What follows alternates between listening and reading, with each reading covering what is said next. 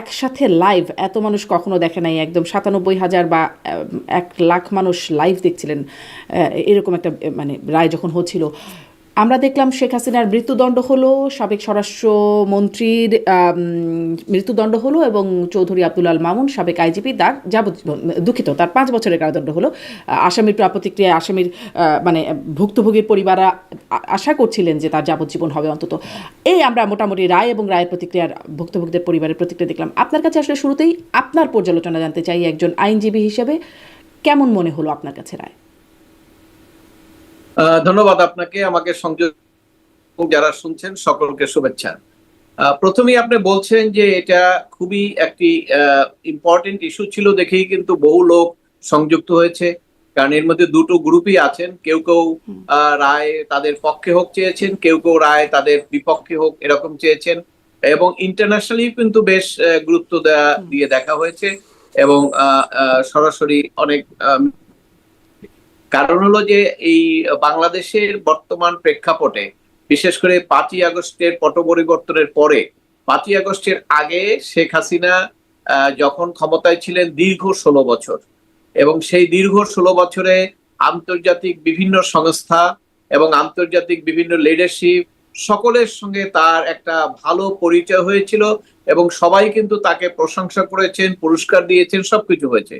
শুধুমাত্র লাস্ট স্টেজে গিয়ে যখন উনি বললেন যে সেন্ট মার্টিন কোনো সাদা চামড়া আমাদেরকে দিতে বলছে, আমি দিতে রাজি না, এবং আপনার আমি হয়তো ক্ষমতায় নাও থাকতে পারি, এরকম বক্তব্য দেওয়ার পর থেকে এরপরে বছর খানেক আমেরিকার তৎকালীন যে সরকার, তাদের সঙ্গে একটা বিরোধ সৃষ্টি হয়েছিল।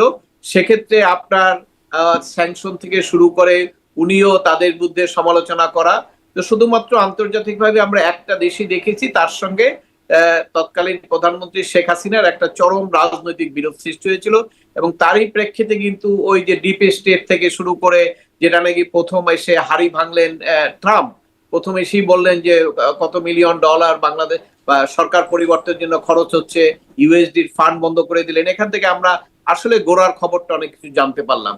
এই কারণে বিশ্বব্যাপী, যেহেতু ১৬ বছর ক্ষমতায় ছিলেন, ওনার সঙ্গে সবারই একটা সম্পর্ক ছিল, এটি ইন্টারন্যাশনালি, এই জন্য খুবই এটা সবাই এটা তাৎপর্যভাবে দেখছিলেন, এবং বাংলাদেশে একটি পরিবর্তনের পক্ষে যারা শক্তি ছিলেন, বিশেষ করে সরকারের সমর্থক যারা প্রায় ২৫-৩০টা দল, তারা তো সবই এক ধরনের তাদের প্রত্যাশা ছিল, সেই কারণে তারাও এটা খুব উৎসাহী ছিলেন।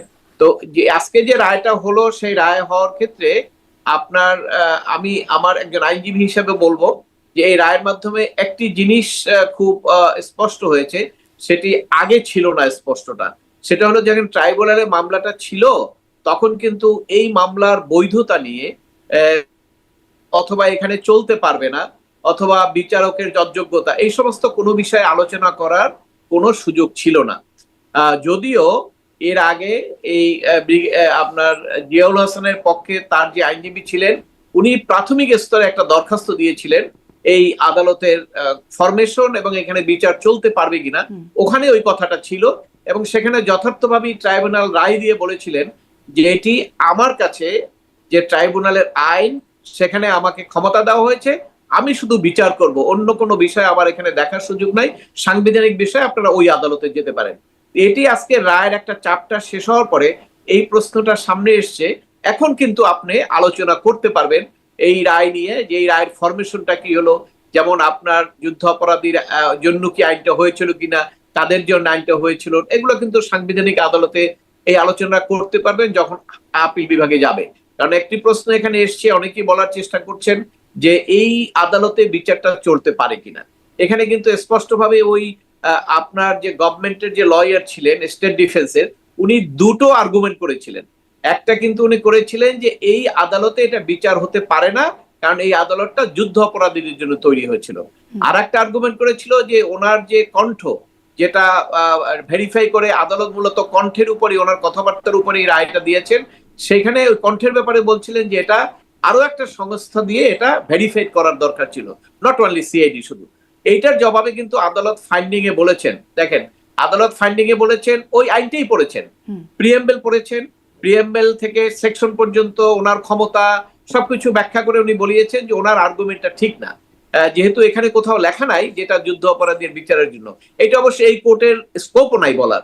তবে এখন আপনি যখন আপিল বিভাগে যাবেন সেখানে কিন্তু আপনি এই প্রশ্ন তুলতে পারবেন যে এই বিচারটা কি আসলে, এটা কিন্তু আন্তর্জাতিক অপরাধ ট্রাইব্যুনাল, মানে এটাকে একটা ইন্টারন্যাশনাল লিঙ্ক লাগবে, এবং অপরাধী যারা 71 সনে হয়েছিল তাদের জন্য কিনা। যদিও প্রিএমবেলে কথাটা নাই, কিন্তু যে কোনো আইন হলে সে আইনটা কিন্তু একটা বিল আকারে আসে, এবং সেই বিলের উপরে কিন্তু সংসদে আলোচনা হয়। আপনি জানেন আইনের ব্যাখ্যা যখন কোর্ট দেয় তখন একটা জিনিস বলে যে intention of the law maker, অর্থাৎ ল মেকাররা কি চেয়েছিল। আপনি অনেক আইনের ব্যাখ্যা জাজমেন্ট দেখবেন আপিল বিভাগের, intention of the law maker অর্থাৎ কি উদ্দেশ্যে আইনটা করা হয়েছিল সেটি, এবং আপনার এই যে প্রিএমবেল থেকে শুরু করে কি পারপাজে করা হয়েছিল, দুটি জিনিস দেখে। যেখানে লিখিত থাকে সুনির্দিষ্টভাবে বিলের মধ্যে, সেখানে তার ইন্টেনশন বলার দরকার হয় না, কারণ ওখানে বিলের মধ্যেই আছে। এখন এই সুযোগটা আসবে এপিলে গেলে যে এই আইনটা, বিলটা যেটা উত্থাপিত হয়েছিল সেটা কি 71 সনের যুদ্ধ অপরাধীদের বিচারের জন্য কিনা। যদি সেখানে প্রমাণ হয় যে 71 সনের যুদ্ধ অপরাধীদের বিচারের জন্য আইনটা করা হয়েছিল, তাহলে কিন্তু সমস্ত ট্রায়াল হয়ে যায়। আপনার কাছ থেকে একটু বিশ্লেষণ চাই। আদালতে নিশ্চয়ই সে সময় আলোচনা হলে আরো আমরা বিস্তারিত বুঝবো, জানবো, কিন্তু আপনার কি মনে হয় আসলে কি এটি, আপনি বলছিলেন কথাটা খুবই শুনতে খুবই মানে ক্যাচি মনে হলো এটা, যে আন্তর্জাতিক অপরাধ ট্রাইব্যুনালের সাথে আন্তর্জাতিক একটা লিঙ্ক থাকতে হবে, কিন্তু এই অপরাধটা অভ্যন্তরীণ অপরাধ, আমাদের দেশের ভেতরে দেশের মানুষের দ্বারা দেশের মানুষের প্রতি হয়েছে, মানে অভ্যন্তরীণ অপরাধ। তাহলে এটি কি মানে আপনার বিশ্লেষণ কি বলে আন্তর্জাতিক অপরাধ ট্রাইব্যুনালে, এটি কি আপনার কাছে মনে হয় কি, মানে আদালত নিশ্চয়ই পরে বলবেন, আপনার কাছে কি মনে হয় এটা বিচার্য? কারণ এটা মানবতা বিরোধী অপরাধ, মানবতা বিরোধী অপরাধের মধ্যে আসবে। জি, আপনার উত্তরটা আমি বুঝতে পেরেছি। যেহেতু আমি প্রসিকিউশন বা ডিফেন্স কোনো পক্ষে নাই, যেহেতু ট্রাইব্যুনাল সম্পর্কে আলোচনার লিমিটেশন আছে, কাজে আমি যে কথাগুলো বলবো এটি মাথায় রেখে আমাকে বলতে হবে। আমি কিন্তু ওই জন্যই আদালতের কথাগুলো বলেই আলোচনা করব, কারণ হলে আমি এর বাইরে যেতে পারবো না, কারণ ট্রাইব্যুনালের সম্পর্কে আলোচনার জন্য লিমিটেশন আছে, সব কথা ইচ্ছা করলেই বলা যায় না। আর আমি তো কোনো মামলার পক্ষ বিপক্ষ না, অর্থাৎ আমি শুধু প্রসিকিউশন কি বললো, বিচারক কি ফাইন্ডিং দিল, এই ব্যাপারে আমি মন্তব্য করতে পারবো। তা আপনি যেটা জানতে চাচ্ছেন এই প্রশ্নের মধ্যে আপনি উত্তর পেয়ে, যখন এই বিলটা আসবে সামনে, যখন যারা নিশ্চয়ই কেউ না কেউ প্রশ্ন করবে অ্যাপিলেট ডিভিশনে যে এই যে আন্তর্জাতিক অপরাধ ট্রাইব্যুনাল এটা কিসের জন্য গঠন করা হয়েছিল, পারপাস অফ দ্য ল, এবং সেই পারপাস অফ দ্য ল যখন আসবে সেখানে যদি যে বিল এবং সংসদের আলোচনা সেখানে যদি দেখা যায় যে 71 সনে যারা যুদ্ধ অপরাধ করেছিল এবং তাদের অক্সিলারি ফোর্স এই রাজাকার এদের সঙ্গে এদের জন্য, তাহলে কিন্তু ওইখানে ইনিশিয়ালি সাবসিকুয়েন্ট সমস্ত ট্রায়ালটা ভিসিয়ে রয়ে যাবে। কারণ হলো যে আইনে কভার না করলে তো আপনি এখানে ঢুকতে পারবেন না। তবে ট্রাইব্যুনাল যে ফাইন্ডিং দিচ্ছে ট্রাইব্যুনালের দিক থেকে উনি ওইখানে ঠিক আছে, কারণ ওখানে তো ওনার লিমিটেড, প্রিএমবেল থেকে উনি শেষ পর্যন্ত পড়েছেন, ওখানে এইরকম কোনো কথা বলার সুযোগ নাই, এবং ওখানে কেউ প্রশ্নও তুলতে পারবেন না, কেউ বলতে পারবেন না যে আপনি বিলটা নিয়ে আসেন, কারণ ওটা তো সাংবিধানিক আদালত না, ওনার হলো বিচার করার আদালত। এই পয়েন্টটা উনি আর্গুমেন্ট করেছেন। আর একটা সেকেন্ড আর্গুমেন্ট যেটা করেছেন প্রসিকিউশন ইয়ের পক্ষে, আপনার আসামির পক্ষে, সেখানে উনি জবাবটা এইভাবে দিয়েছেন যে আসামির পক্ষের আইনজীবী বলেছেন যে এইটা ভেরিফাই করার দরকার ছিল যে এআই দিয়ে প্রস্তুত কিনা, কারণ ওনারা কিন্তু কোর্টের মধ্যে ওনাদের বক্তব্য শুনেছেন, হাসানুল হক ইনু, ব্যারিস্টার তাপস, মাকসুদুল সাহেব, এদের বক্তব্য শুনেছেন। এবং সেখানে কিন্তু আমি যতটুকু জানি মিডিয়ায় হাসানুল হক ইনু যখন কোর্টে নেওয়া হয় তাকে যখন জিজ্ঞাসা করা হয়েছিল তিনি কিন্তু স্পষ্ট বলেছেন যে এটা এআই থেকে তৈরি করা হয়েছে, অন্য কারো ব্যাপারে আমরা কোনো বক্তব্য পাই নাই। তবে এখানে স্বাভাবিকভাবে প্রশ্ন আসবে এআই তে তৈরি করে কিনা, কিন্তু আদালত কিন্তু সেটার জবাবে বলেছেন যে আপনি যদি দ্বিতীয় কোনো পক্ষ আপনার এইটা ফরেনসিক করার প্রয়োজনীয়তা থাকতো, আপনি তো কোনো আবেদন করেন না আগে, তাহলে এখান থেকে আপনাকে বুঝতে হবে যে এখানে এই যে ডিফেন্স লয়ার তিনি কিন্তু তার দায়িত্ব পালনের ক্ষেত্রে সঠিকভাবে পদক্ষেপ নেননি, কারণ আদালতই তাকে স্মরণ করিয়ে দিয়েছেন আপনি তো আগে আবেদন করলেন না। আবেদন করলে কিন্তু একটা সেকেন্ডারি ইনভেস্টিগেশন বা ফরেনসিক হতো যে কথাগুলো তাদের কিনা, এবং সেইভাবেই কিন্তু আসতো।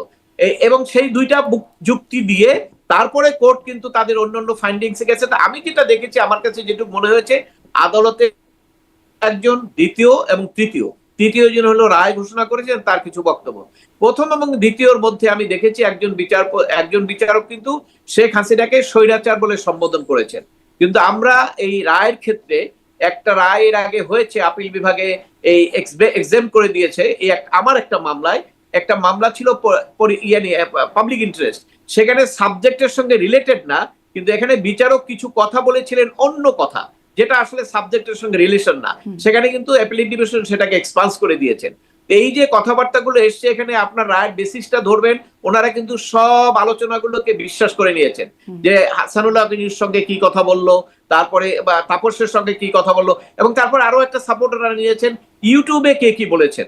এবং ওনারা এই ফান্ডিংও দিয়েছেন যে অনেক লোকের নাম বলেছেন যে তারা বাংলাদেশে থাকতে পারে না, এস কে সিনহা, মাহমুদুর রহমান, তারপরে পিনাকি, তারপরে যে যারা যারা ইউটিউবার আছেন সরকারের পক্ষে কথা বলেন, তাদের সবাই নাম বলে আদালত বলেছেন যে ওনারাও দেশে থাকতে পারেন নাই। এটা একটা মানে ফাউন্ডেশন করে নিয়ে আসছেন, যেমন কাজ করা হয়েছে যে ওনারাও দেশে থাকতে পারেন নাই। তো আমি দেখলাম যে এই সাক্ষীদের যে জবানবন্দি, সেই জবানবন্দিগুলোর যে ব্যাখ্যা তার চেয়ে অধিকাংশ ছিল এই ইউটিউবার এবং আপনার এই যে পত্রিকা এবং আপনার সাক্ষাৎকার, এগুলোর উপরে মেইনলি উনি বেসিক্যালি বেশি করে এমফাসিস দিয়েছেন।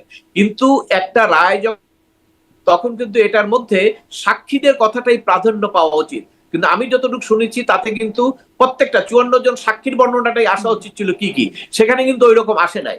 আর একটা কথা হলো যে ফাইন্ডিং দিয়েছেন সুপারিয়র রেসপন্সিবিলিটি এবং আপনার কমান্ডার হিসেবে। এখানে দেখেন যারা আর্গুমেন্ট করবেন ভবিষ্যতে খুব ভালো আর্গুমেন্ট হবে এটা। কমান্ডার কাকে বলে বলেন? কমান্ডার হলো একটা ডিসিপ্লিনারি ফোর্স, আর লিডারকে পলিটিক্যাল যে লিডার তাদেরকে বলে কিন্তু পলিটিক্যাল লিডার। আইনে কিন্তু কমান্ডার শব্দ মিন করা হয়েছে, অর্থাৎ কমান্ডার যখন বলা হয় তখন মনে করতে হবে, কিন্তু সেখানে কিন্তু সুপারিয়রিটি রেসপন্সিবিলিটি এবং কমান্ডার এই দুটোকে এমফাসিস করে ওইটার উপর ভিত্তি করেই কিন্তু ওনাকে প্রথমটার মধ্যে যাবজ্জীবন দিয়েছেন। তো যদি সুপারিয়রি রেসপন্সিবিলিটি এবং কমান্ডিং হিসাবে যদি তার রায়টা আসে, এবং পরে দ্বিতীয়টা যেটা করেছেন সেটা হলো সাভার এবং আপনার এই যে পুরান ঢাকায় যেটা আপনার হয়েছে সেই হত্যার ব্যাপারে আপনার সরাসরি ফাঁসির আদেশ দিয়েছেন। এখন প্রশ্ন আসবে, আপনি যদি সুপারিয়র রেসপন্সিবিলিটির ব্যাপারে আপনি যাবজ্জীবন দেন, তাহলে যে অ্যাকশন যেটা মানে সুপারিয়র রেসপন্সিবিলিটির মাধ্যমে যে অ্যাকশনটা হলো, সেই অ্যাকশনের ব্যাপারে কিন্তু আপনার সাজাটা সিমিলার হওয়া উচিত। কিন্তু সেখানে এসে কিন্তু সাজাটা এমন ভাবে হয়েছে যেটা কিন্তু যদি এপিল হয় সেক্ষেত্রে তাদের বেনিফিট পাওয়ার সুযোগ সৃষ্টি হবে। কারণ হলো এই হত্যাগুলো কিন্তু সরাসরি আপনার পুলিশ করেছে এবং সেখানে তাদের তো লায়াবিলিটিস আছে, কিন্তু এখানে কিন্তু আসামি ছিল 3 জন, আইজি এবং 2 জন, এবং সেখানে কিন্তু যে হত্যা করেছে, যে গুলি করছে, সে কিন্তু এখানে নাই। অতএব সেখানে কিন্তু এখানে বেনিফিট অফ ডাউটের ক্ষেত্রে কিন্তু এপিলে গিয়া সে সমস্ত বেনিফিট গুলা আসামিদের পক্ষে যেতে পারে যদি কখনো এই প্রশ্ন কেউ উত্থাপন করে। এর বাইরে আমি যেটা দেখেছি সেটা হলো যে হবে, কারণ মানে আসামিরা তো পলাতক আছেন অবশ্য চৌধুরী আব্দুল আল মামুন তিনি দেশে আছেন, তার 5 বছরের কারাদণ্ড হয়েছে, তিনি অ্যাপিল করবেন কিনা জানি না, কিন্তু যাদের আসলে মৃত্যুদণ্ড হচ্ছে তারা তো দেশের বাইরে, তাহলে অ্যাপিল কি হবে?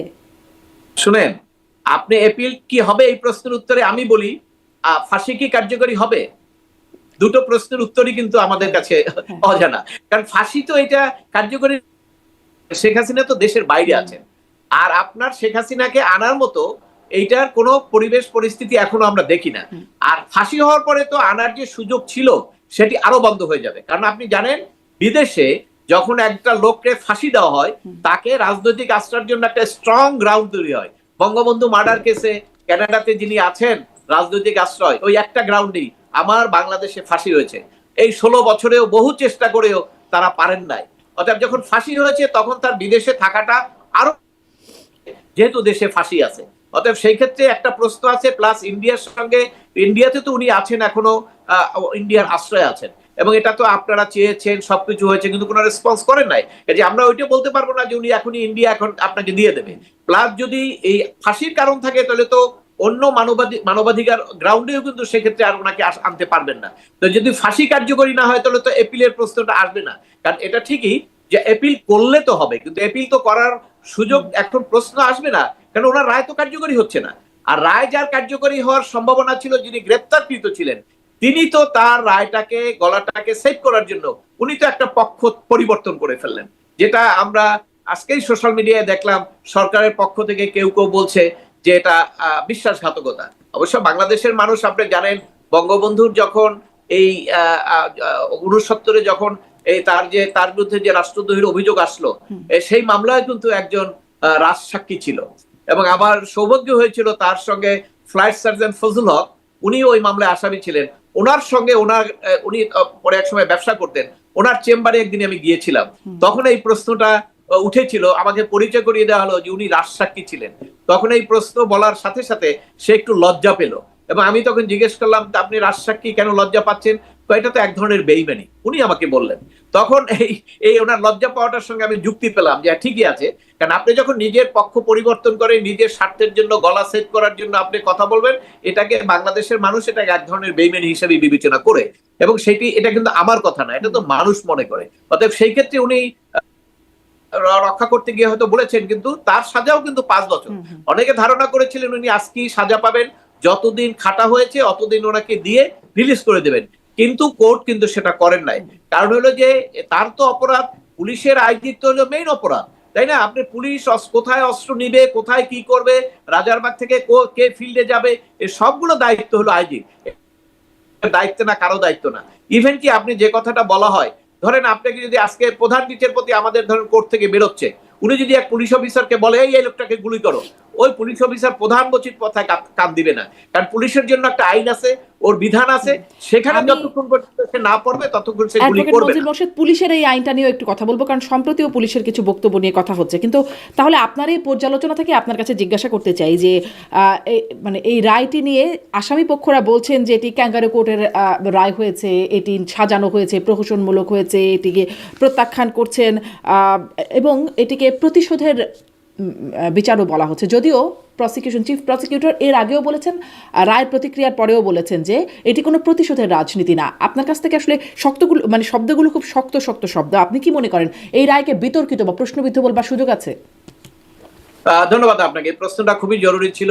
দেখুন, বাংলাদেশের ইতিহাসে কোন রাজনীতিবিদদের বিরুদ্ধে যখন মামলা হয়, আমি আপনাকে জাস্ট কয়েকদিন আগে নিয়ে যাব, কিছুদিন আগে যখন খালেদা জিয়ার মামলায় শাস্তি হলো, তার সে শাস্তিটা যখন দেওয়া হলো, তখন সেই শাস্তিটাকে ওই তৎকালীন অ্যাটর্নি জেনারেল, ওই তৎকালীন প্রসিকিউটর, আজকে অ্যাটর্নি জেনারেল প্রসিকিউটররা যে ল্যাঙ্গুয়েজ গুলো ইউজ করেছেন, আপনি খুঁজে দেখেন ওই একই ল্যাঙ্গুয়েজ গুলো তারা ইউজ করেছেন।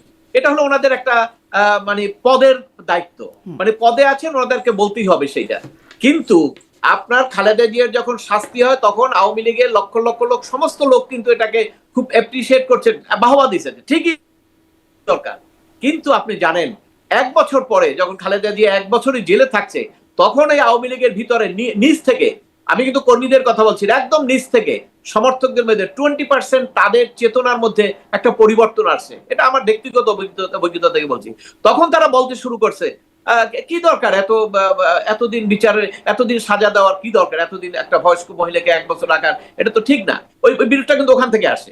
রায়ের যে প্রতিফলন, প্রথমত এই রায় কার্যকরী হওয়ার কোনো সুযোগ এখনো আমরা দেখছি না। সেকেন্ড হলো, রায়ের মাধ্যমে দুটো কাজ হবে।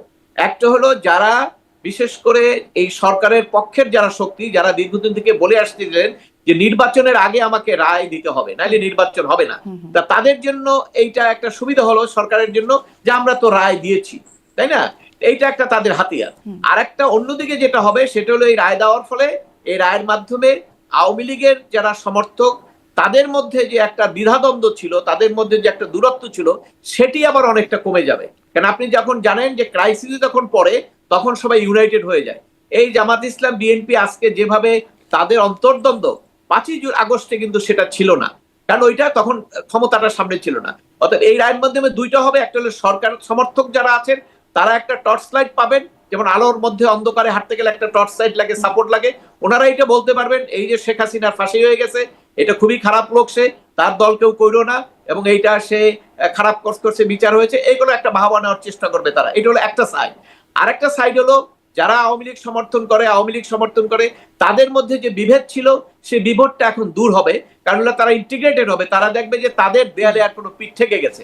এই জায়গায় কিন্তু একটা রাজনৈতিক, আর আমি আর একটা আমার ব্যক্তিগত মতামত, আমি অ্যানালাইসিস করি এইভাবে, যে রাজনৈতিক মামলায় কখনোই বাংলাদেশে কোন রাজনৈতিক মামলা যদি হয়, রাজনৈতিক মামলা এটাকে আপনি কেন বলবেন, এটা কেন বলবেন, ধরেন এটা কিন্তু রাজনীতিকে সূত্রপাত, কিন্তু আপনার এরশাদ শিকদারের মামলা না, যে সে একজন মাস্তান, সবাইকে খুন করছে, পরবর্তীকালে বিচার হলো।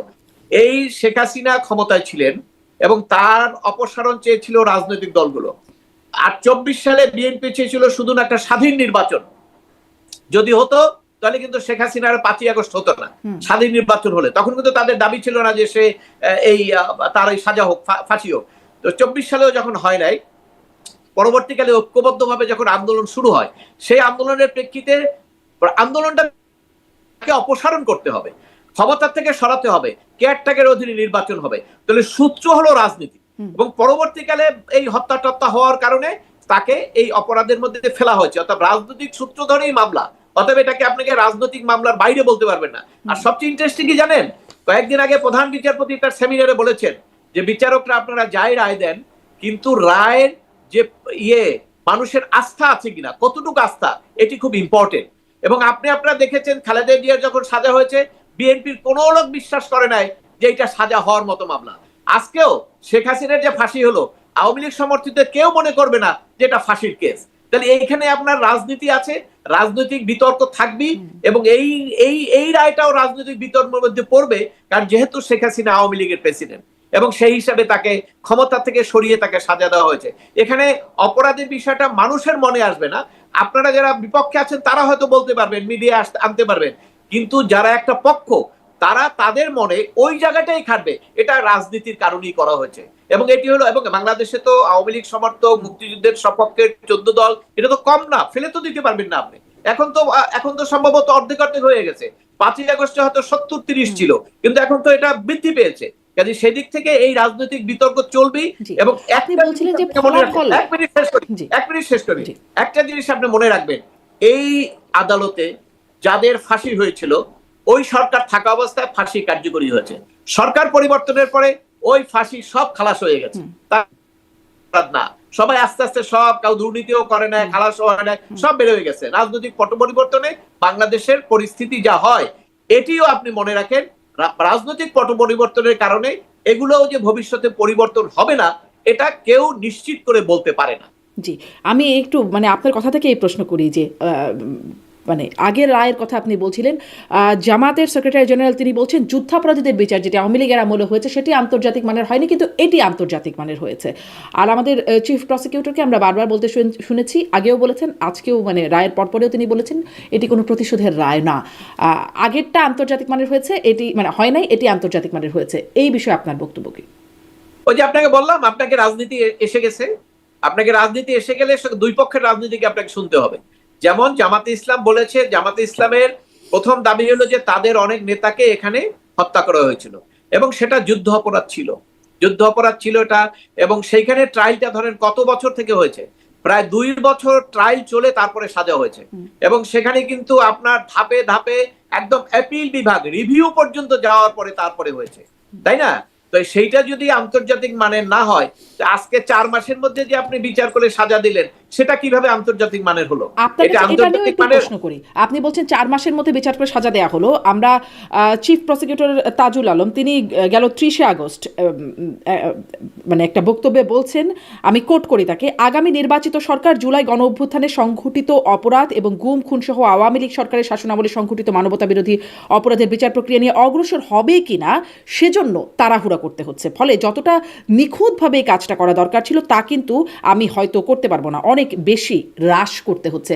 এই যে অনেক বেশি হ্রাস করতে হচ্ছে কারণ আগামী সরকার আসার পর তারা বিচার চালিয়ে নেবে কিনা, অগ্রসর করবে কিনা, এই অনেক বেশি হ্রাস করাটা কোনোভাবে, মানে আপনি যেহেতু 4 মাস সময়টা বললেন, এটি কি কোনো একটা প্রশ্ন তোলার কারণ? শুনেন, আপনার ইতিহাস এবং ঘটনা এটা যে যাই বলুক না কেন, সব সময় আপনার জীবন্ত, কেউ এটাকে খণ্ডন করতে পারে না। এই যে কথাটা বলেছেন, এই কথাটা ওনার কথার সঙ্গে আরো কয়েকটা কথা যোগ করেন, সেটাও আপনারা দেখেন। প্রথমত হলো এনসিপি বলছেন শাস্তি না হলে নির্বাচন হবে না, আমরা বিচার দেখতে চাই। বিশেষ করে তাদের মূল সোর্স হলো এখন আপনার যারা আহত নিহত হয়েছেন, তারা হলো তাদের মূল পলিটিক্যাল সোর্স, তাদেরকে সামনে রেখেই তারা কাজটা করেন। এবং সেই আমরা শাস্তি না দেখলে তারা মনে করছিল যে বিচারটা হয়তো আরো দেরি হবে, তাহলে তারা ওই অজুহাতে তারা কিন্তু এটাকে লিঙ্গার করতে পারতেন পলিটিক্যাল গেমটা। এবং সেক্ষেত্রে কিন্তু অন্যান্য পলিটিক্যাল পার্টির ক্ষেত্রে একটা প্রশ্ন আসছে, এটা তো ফেলে দিতে পারেন না।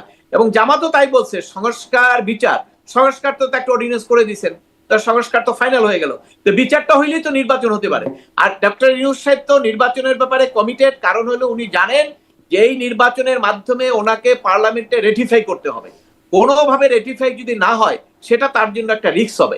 এই জন্য উনি নির্বাচিত কে হবেন তার কাছেই তাকে যেতে হয়েছে, কারণ তার কিন্তু দেখেন তার ক্ষমতার উৎস হলো ছাত্ররা, এনসিপি।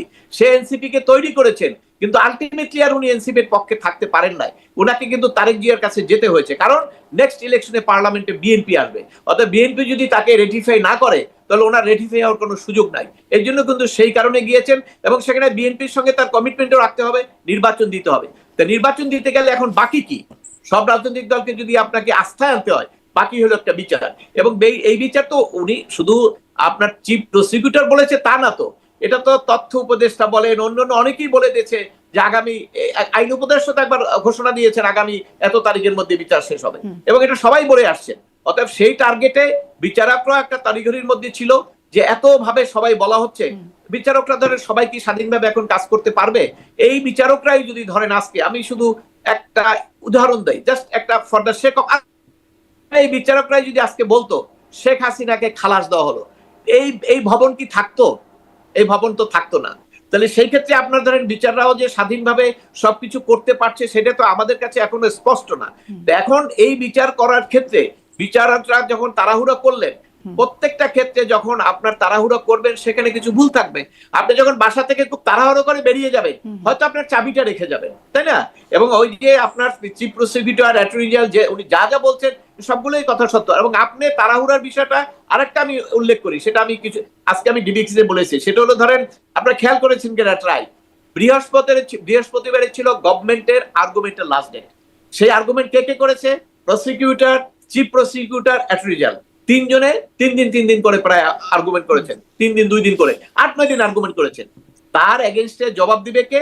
আপনার গভর্নমেন্টের পক্ষে যে লয়ার নিয়োগ করা হয়েছে, তাই না? স্টেট ডিফেন্স বৃহস্পতিবারে ওই আর্গুমেন্ট শেষ হওয়ার পরে আমি দেখেছি সেখানে বলল যে এইটা আমাকে 1 সপ্তাহ সময় দিতে হবে, এতগুলো আর্গুমেন্ট হয়েছে, 1 সপ্তাহ সময় আমার দরকার।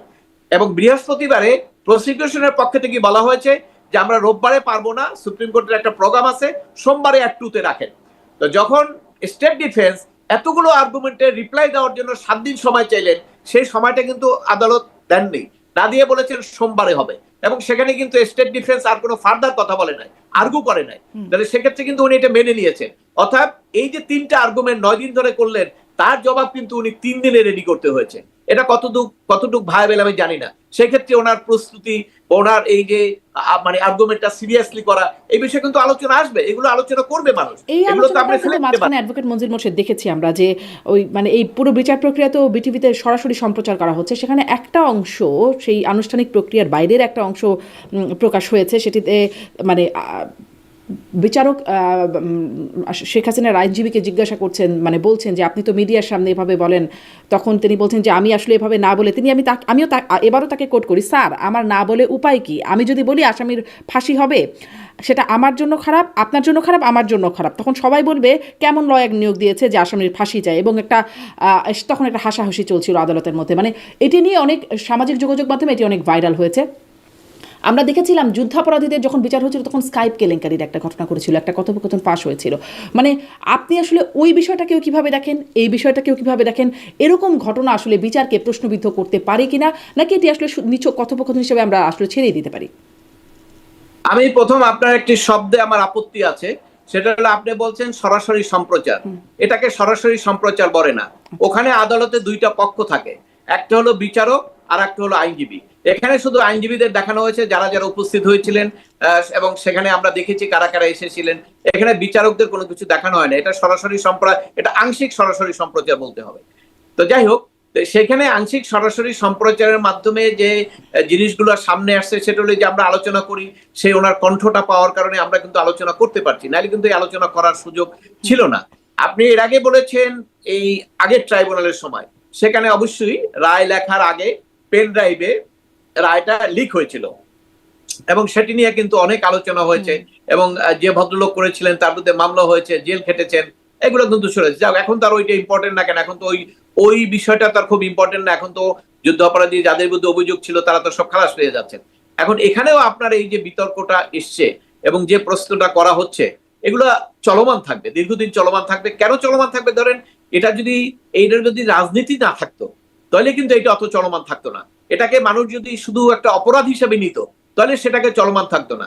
কিন্তু এটা দুই পক্ষই এটাকে রাজনীতি হিসাবে নিয়েছেন এবং এটার সঙ্গে রাজনীতি আছেন, কারণ রাজনৈতিক নেতা থাকলেই রাজনীতি থাকেন এবং আমরা আমাদের ইতিহাসে দেখেছি সেটা। সেই কারণেই আপনার এটার মধ্যে আলোচনা হবে, বিতর্ক হবে, সব বিতর্কের অবসান হবে যখন নাকি চূড়ান্ত ভাবে কোনো কিছু সিদ্ধান্ত আসবে যে আসলে কোথায় কি হয়েছে। এর আগে এটার আলোচনা করে ডিবেট করে কোনো সমাধান কেউ দিতে পারবে না। চূড়ান্তভাবে বিচার কার্য কি কখনো আসবে? আপনি বলছিলেন আগে যে মানে আগে যা হয়েছে সেটি বদলে গেছে, মানে চূড়ান্ত বলতে তাহলে কি আসলে কোথাও কি কিছু চূড়ান্ত হয়? না, চূড়ান্ত হয়তো হবে না কেন। এর আগে প্রথম এই যে আপনার সাইদি, তারপরে আপনার নিজামী ছেড়ে ওনাদের চূড়ান্ত বিচার আপিল, চূড়ান্ত বলতে রিভিউ পর্যন্ত হয়েছে। তো সেই আপনার সিঁড়িগুলো তো শেষ হয় নাই। এই সিঁড়িগুলো তো ধরেন যেহেতু এখন এটা কার্যকরী কোনো সুযোগ নাই দেশে নাই, ওটা তো এখানে রায়টা এভাবেই থাকবে। এখানে ওই এইটা নিয়ে আপনি মিডিয়া আলোচনা করবেন ফাঁসি ফাঁসি ফাঁসি, কিন্তু ফাঁসি কোনো কার্যকরী হবে না, কারণ উনি তো নাই এখানে। অতএব সেক্ষেত্রে যদি উনি আসেন তাহলে সেক্ষেত্রে রাইট অফ এপিল চলে আসবে এবং সেখানে এপিল হতে হতে রিভিউ পর্যন্ত যেতে পারে। ওই কারণে আমি বলছি যে ওই রিভিউ হওয়ার পরে, চূড়ান্ত হওয়ার পরে তখন সেখানে বলা যাবে এবং আমরা রিভিউর পরে চূড়ান্ত যেটা হবে সেটা আমার পছন্দ না হলেও আমাকে বলতে হবে দিস ইজ দ্য জাজমেন্ট এবং এইটাই আমি মানি। এইটি হলো আমাদের সংবিধানের মূল কথা। অবশ্যই সংবিধান তারপরে যখন আবার ক্ষমতার পরিবর্তনে, যেমন এটিএম আজহারুল ইসলামের ক্ষেত্রে যেটা হলো, তখন সেটাকে মিসক্যারেজ অফ জাস্টিস, মানে আরো অনেক কিছু সেটার বিশেষায়িত করা হলো সেই রায়কে। আগের রায়গুলোর কথা প্রসঙ্গেও বলা হলো, মানে চূড়ান্ত রায়ও তো তাহলে বদলে যেতেও পারে না? হ্যাঁ, দেখুন আপনার এটা আমরা কিন্তু মুসলমান হিসেবে আমরা সবাই বিশ্বাস করি যে ক্ষমতার মালিক হলো আল্লাহ। এই যে যত দেখেন, আমি মুসলিম হিসেবে সেটা বিশ্বাস করি। ক্ষমতাটা আপনাকে ভোটের মধ্যে আপনি আসেন, কিন্তু সবকিছু মূল মালিক হলো আল্লাহ। তা ক্ষমতা আপনাকে দিতেও পারে, ক্ষমতা নিতেও পারে। এটা কিন্তু আমার ইয়েতেও কথা আছে যে ক্ষমতা হিসেবে নাই, কিন্তু ফকির বাচ্চা, ফকির থেকে বাচ্চা, বাচ্চা থেকে ফকির করা, এগুলো কিন্তু আমাদের ধর্মীয় শিক্ষায় আমরা শিখেছি। অতএব সেক্ষেত্রে এই ক্ষমতাটা কখন পরিবর্তন হবে নোবডি নোজ। 24 সালে নির্বাচন হওয়ার পরেও কেউ চিন্তা করে নাই যে ক্ষমতাটা 5ই আগস্টে ধরেন কয় মাস পরই এটা ক্ষমতাটা পরিবর্তন হবে। কেউ চিন্তা কোনো মাথায়ও ছিল না কারো, কিন্তু হয়েছে। তা কাজী ক্ষমতার পরিবর্তন আল্লাহ যেহেতু করেন, অতএব কার ক্ষমতা পরিণত। তবে যদি ক্ষমতা চলে যায়, ক্ষমতার পরিবর্তন হয়, এটা তো আর আমি বলবো আর আপনার বলার দরকার নাই, এটা তো ইতিহাস। এই যে ক্ষমতার পরিবর্তন হলো, যুদ্ধ অপরাধী চূড়ান্ত ফাঁসি থেকে হঠাৎ করে কয়েকদিন পরে খালাস হয়ে গেল। আবার খালেদা জিয়ার শাস্তি হলো, খালাস হয়ে গেল। আবার তারেক জিয়ার শাস্তি হলো, সে নিয়ে আপিল করলেন না, দেশেও আসলেন না, খালাস হয়ে গেল। তারপর অনেক দুর্নীতির মামলা, যারা নাকি ক্ষমতার পক্ষে আছেন তাদের সব খালাস হয়ে যাচ্ছে। কিন্তু আওয়ামী লীগ ক্ষমতায় থাকা দুর্নীতি করেছে তাদের বিরুদ্ধে আবার কোনো মামলা হয় না। এটি হলো রাজনীতি। যারা যখন ক্ষমতায় থাকবে তারা তাদের সুবিধা মতো করে এবং তাদের পক্ষেই করে এবং সেখানে রায় কি হবে সেটা আসলে নির্ভর করছে ক্ষমতায় কে আছে। বাংলাদেশের বাতাস যেদিকে যায় সবকিছু সেদিকেই প্রবাহিত হয়। এটি তো আমাদের অভিজ্ঞতা। সেই অভিজ্ঞতার আলোকে বলছি, ক্ষমতার পরিবর্তন হলে এই রায় যে পরিবর্তন হবে না এটা কিন্তু নিশ্চিত করে বলা যায় না। মানে তাহলে আদালতের উপর আস্থা, বিশ্বাসের জায়গা, যাই হোক এটা একটা পুরনো আলোচনা, সেটি নিয়ে আর নতুন করে আলোচনায় না যাই। মানে আমরা দেখলাম রায়কে ঘিরে বেশ সহিংসতার আভাস ছিল, সতর্কতামূলক ব্যবস্থার জায়গা ছিল। আপনি বলছিলেন যে পুলিশে একটা, মানে কিছুক্ষণ আগে বলছিলেন যে পুলিশেরও তো কিছু আইন আছে, বিচারপতিও যদি বলেন গুলি করো তুমি গুলি করতে পারবেন না, আপনি একটু আগে বলছিলেন। সেখান থেকে আমি আসলে মনে করছিলাম যে এই প্রশ্নটা করব, যে এই সহিংসতার ক্ষেত্রে সিএমপি কমিশনার এবং ডিএমপি কমিশনার বক্তব্য খুব আলোচিত হচ্ছে। সিএমপি কমিশনার বলছিলেন যে অস্ত্রধারী সন্ত্রাসী দেখলে ব্রাশ ফায়ারের নির্দেশ দিয়েছেন, আর ডিএমপি কমিশনার বলেছেন যানবাহনে অগ্নিসংযোগ বা ককটেল বিস্ফোরণ করতে হলে গুলির নির্দেশ দিয়েছেন। এবং ডিএমপি কমিশনকে জিজ্ঞাসা করলে তিনি ক্লিয়ার করেছেন যে আমি ওয়্যারলেসে বলেছি যে কেউ বাসে আগুন দিলে ককটেল মেরে জীবনহানির চেষ্টা করলে তাকে গুলি করতে। মানে এরকমটাই, এটাই কি আইন কিনা, এভাবেই করা যায় কিনা? স্বরাষ্ট্র উপদেষ্টাও কিন্তু তাদের পক্ষে বলেছেন যে এটি আসলে সেলফ ডিফেন্সের জন্য এই বক্তব্যের ভ্যালিডিটি বা জাস্টিফাই তিনি করেছেন। দেখুন, বাংলাদেশে আমরা বলছি পরিবর্তন হয়েছে, বৈষম্য দূর করতে চাচ্ছি। শেখ হাসিনার সময় যখন এই পুলিশের গুলি, হাইকোর্টে কিন্তু রিট পিটিশন নিয়ে গেছিলেন আইনজীবীরা। সেখানে আদালত কি দিলেন সেটা না, আইনজীবীরা কিন্তু গেছিলেন, আর্গু করেছেন, মিডিয়া এসছে, আলোচনার মধ্যে এসছে। আজকে যখন পুলিশ কমিশনার কথা বললো, কোনো আইনজীবী তো কোর্টে যান না। এখন বলতে পারেন কেন যাচ্ছে না? সাহস নাই, পরিবেশ নাই আদালতে যাওয়ার জন্য। তার যে স্বাধীনতা, সেই স্বাধীনতা, আপনি সাংবাদিক, আপনি আমেরিকাতে বসে এখন কথা বলছেন, আপনি বাংলাদেশের কোনো মিডিয়ায় থাকলে এই ধরনের প্রশ্ন আপনি করতে পারতেন কিনা এটা সন্দেহ আমার আছে। কারণ বাংলাদেশের মিডিয়া তো সেইভাবে প্রশ্ন করতে পারে না। অতএব এখানে আজকে একই কারণে, যে কারণে যদি বলা হয় যে শেখ হাসিনা ওখানে অর্ডার দিয়েছেন, মার্ডার হয়েছে, অতএব সুপারিয়র রেসপন্সিবিলিটি, তাহলে এই পুলিশ কমিশনারের তো সুপারিয়র রেসপন্সিবিলিটি আছে, তাদের মধ্যে তো একই ধরনের মামলা হওয়ার কথা, কিন্তু সেটা তো হচ্ছে না। কারণ হলো যে এই যে তাহলে আপনার কি অ্যাডভোকেট মনজিল মোরশেদ, আপনার কথা থেকে আমি একটু এটা এরকম কি করা যায় কিনা যে ধরেন তখন মেট্রো রেলে আগুন দেওয়া হয়েছে, পুলিশ গুলি করেছে, এখন বা যানবাহনে আগুন দিলে পুলিশ গুলি করবে, মানে একই রকম ব্যাখ্যায় চলে আসে কিনা? না, একই না তো, বিপরীত ভিড়। তখনও তো কেউ কেউ সরাসরি না বললেও সেক্রেটারি জেনারেল তো বলছে, হ্যাঁ আমাদের কথা সে বলছেন যে সন্ত্রাসীদের দেখা মাত্র গুলি করা। তাহলে ওই সম্পদ তো কার ছিল? সরকারের। ওই সরকারের ওইখানে যদি আগুন দিতেন গুলি করার নির্দেশ দেওয়া হয়েছিল, মানে সেক্রেটারি দেও, যে কেউ দিয়েছে, ওদের দলেরই একজনই দিয়েছে। তো সেটা তো আমরা সমালোচনা হয়েছে, তাই না? সমালোচনা হলে আইনের আওতায় আসার কথা আসছে, আজকে তো সেটা হচ্ছে না। তাহলে এইটাই বলা হচ্ছে যে যখন ক্ষমতায় থাকবে সে যেভাবে বলবে সেইটাই সেইভাবে হবে। এখানে এর কোনো ব্যতিক্রম বাংলাদেশের রাজনীতিতে এখন পর্যন্ত হয় নাই। বাংলাদেশের রাজনীতিতে হওয়ার জন্য একটা প্রত্যাশা এসেছিল 5ই আগস্টের পরে, যে অনেক কিছু পরিবর্তন হবে, বিচার বিভাগ স্বাধীন হবে, বিচার হবে ন্যায় বিচার, এবং প্রশাসন হবে ন্যায় নীতির অধীনে, এবং সবাই তার অধিকার থেকে বঞ্চিত হবে না, অপরাধ করলে তার শাস্তি হবে, সে কোর্টে যাবে, সে সরকারি দল হোক বিরোধী দল হোক। কিন্তু আমরা কিন্তু আজকে সেটা দেখতে পাচ্ছি না। আজকে ওই একই অবস্থা, আগে যেভাবে চলছে, কোনো কোনো ক্ষেত্রে আরো খারাপ হয়েছে পরিস্থিতি, এবং কিছু কিছু ক্ষেত্রে নিজের নিয়ন্ত্রণ, সরকারের কাছে পুরোপুরি নিয়ন্ত্রণ আছে দেখে হয়তো অনেক কিছু বোঝা যাচ্ছে না। কিন্তু এখানে যে খুব বড় ধরনের পরিবর্তন, মানুষের যে প্রত্যাশাটা, বিচার বিভাগে ন্যায় বিচার প্রতিষ্ঠা, তারপরে বৈষম্যহীন সমাজ ব্যবস্থা, বৈষম্যমূলক আইন, তো আপনি তো উদাহরণ দিয়েই দেখাই দিলেন যে একজনে গুলি করার অর্ডার দিলে তার বিরুদ্ধে বিচার হবে, আর একজনে গুলি করার অর্ডার দিলে তার বিরুদ্ধে বিচার হবে না, এবং সে দর্পণে সে বলা হবে যে সে তো আছে, পদে আছে, অতএব সে দর্পণে চালাই যেতে পারবেন। এগুলো মানুষের চোখে বাজে, এবং এই কারণেই ওই যে রাজনীতি, এই যে ফাঁসির আদেশ বললেন না, এই পয়েন্টগুলো ওখানে যোগ হবে। এই করি যারা তাদের পক্ষের লোক, তারা বলবে যে এইটাই যদি হয় তাহলে ওনার অপরাধ কি? উনি তো জানমাল রক্ষা করার জন্য নির্দেশ দিয়েছেন, তাহলে আপনারাও যদি জানমালের রক্ষার জন্য নির্দেশ দেন, তাহলে কেন এটা ইকুয়াল হবে না? এটা কেন সমান পর্যায়ের অপরাধ হবে না?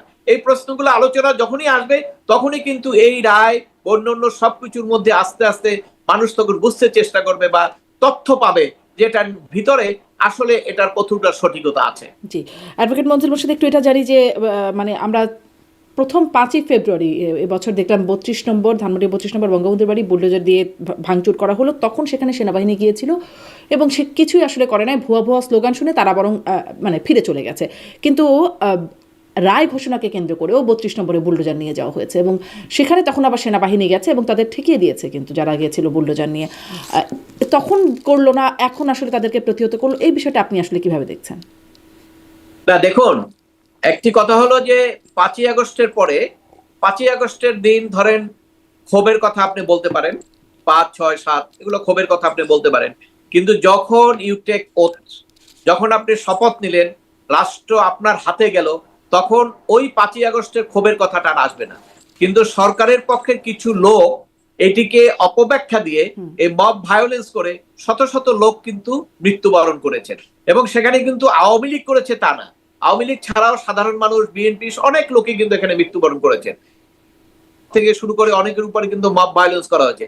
এটি করার মাধ্যমে একটা ইয়াং গ্রুপ দাঁড়িয়ে গেছেন, তারা রাষ্ট্রের কোনো আইন কানুন মানেন না, এবং তারা মনে করেন তাদের গায়ে রক্ত আছে, রক্ত গরম, তারা যেটা বলবেন, যেটা 5ই আগস্ট হয়েছে, তারা যেটা বলছেন সেটাই হয়েছে, এবং আজকেও তারা মনে করেন আজকেও সেইটা হতে হবে।